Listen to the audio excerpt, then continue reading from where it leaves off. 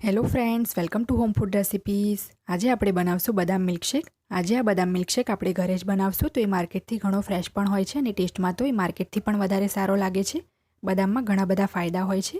એ તમારી skin, hair અને આખી બોડી માટે ખૂબ જ ફાયદેમંદ હોય છે. આ બદામ મિલ્કશેકને તમે વ્રત ઉપવાસમાં પણ પી શકો છો. વ્રત ઉપવાસમાં આ મિલ્કશેક તમને ખૂબ જ એનર્જી આપે છે. તો ચલો એને બનાવવાનું શરૂ કરીએ. સૌથી પહેલાં એક મિક્સરના જારમાં આપણે પલાળેલી બદામ એડ કરી દઈશું.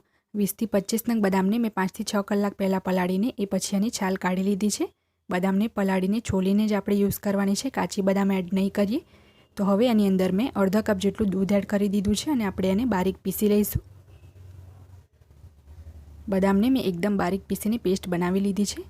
તો તમે જોઈ શકો છો આ રીતે એકદમ જ બારીક એને પીસીને પેસ્ટ બનાવવાની છે. હવે આ વાટકીમાં મેં 2 નાની ચમચી જેટલો કસ્ટર્ડ પાવડર લીધો છે અને અહીંયા મેં પિલ્સબેરીનો વેનીલા ફ્લેવરનો કસ્ટર્ડ પાવડર લીધો છે. તમે બીજો કોઈ પણ લઈ શકો છો. આપણે હવે આમાં 1/3 કપ જેટલું ઠંડુ દૂધ એડ કરી દઈશું અને આને આપણે સારી રીતે મિક્સ કરી લઈશું. કસ્ટર્ડ પાવડરને હંમેશા ઠંડા દૂધમાં જ આપણે પીગાળવાનો છે, નહીં તો ગરમમાં પલાળશું તો એને ગાંઠ પડવા લાગશે. તો અહીંયા મેં કસ્ટર્ડ પાવડર ફક્ત 2 નાની ચમચી જ લીધો છે. જો વધારે કસ્ટર્ડ પાવડર લઈશું તો બદામ મિલ્કશેકની જગ્યાએ આપણે કસ્ટર્ડ મિલ્કશેક પીતા હોય એવો ટેસ્ટ આવશે. તો આ સારી રીતે મિક્સ થઈ ગયું છે. હવે આ પેનની અંદર આપણે ટોટલ 3 કપ એટલે કે 600 ml જેટલું મેં મલાઈવાળું દૂધ લીધું છે, એ એડ કરી દઈશું. અને હવે આ દૂધને આપણે 5 મિનિટ માટે બોઇલ થવા દઈશું મીડિયમ ફ્લેમ ઉપર. તો વચ્ચે વચ્ચે એને હલાવતા રહીશું જેથી નીચે તળિયામાં ચોંટે નહીં.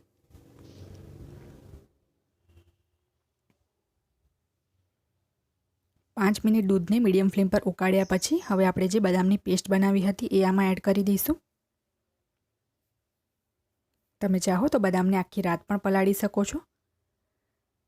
અને આ સ્ટેજ ઉપર જ આપણે જે કસ્ટર્ડવાળું દૂધ બનાવ્યું હતું એ એડ કરી દઈશું. કસ્ટર્ડવાળા દૂધથી આપણો જે બદામ મિલ્કશેક છે એ થોડો ગાઢો બનશે. જો તમે વ્રત ઉપવાસ માટે એને બનાવતા હોય તો તમે કસ્ટર્ડ પાવડર સ્કીપ કરી દો. તો હવે આપણે આને સતત ધીમે ધીમે હલાવતા રહીને સ્લો ટુ મીડિયમ ફ્લેમ પર 10 થી 12 મિનિટ માટે બોઇલ કરીશું.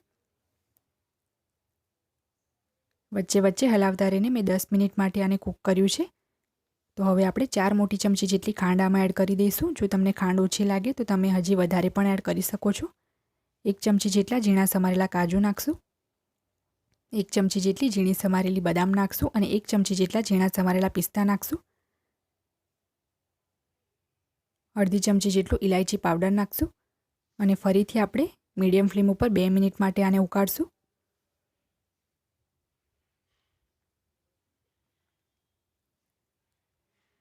તો મિલ્કશેકને મેં 2 મિનિટ માટે હજી ઉકાળ્યો છે ખાંડ નાખ્યા પછી, કારણ કે ખાંડનું પણ પાણી નીકળે છે.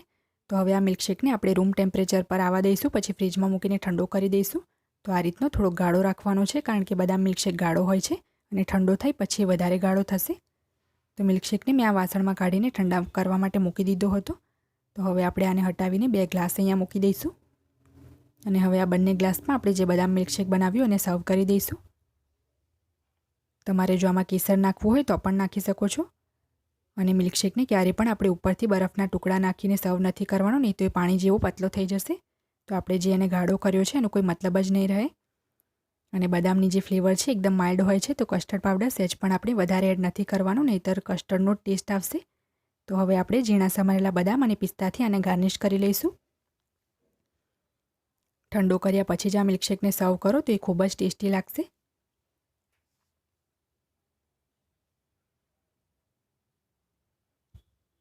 ફ્રેન્ડ્સ, આપણો બદામ મિલ્કશેક બનીને તૈયાર છે. તમે આને જ્યારે પણ મન કરે બનાવીને પી શકો છો.